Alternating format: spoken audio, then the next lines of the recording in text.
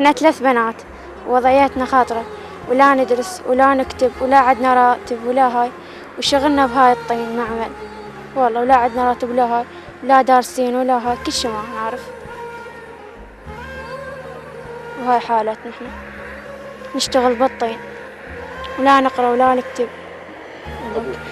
أبونا عامل هيك كل شي ما عنده كاسة. بس عطنا الصبح الشغل؟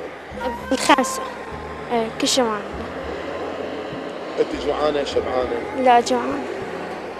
احكي لي صدق، جوعانه ولا شبعانه؟ لا جوعانة. ملابس عندك تلبسين؟ لا والله. من تشوفين البنات اللي بعمرك شو يصير لك كذي؟ احترق يعني شو يصير بيه؟ والله لا عدنا ملابس لا هاي، كل شي ما عدنا.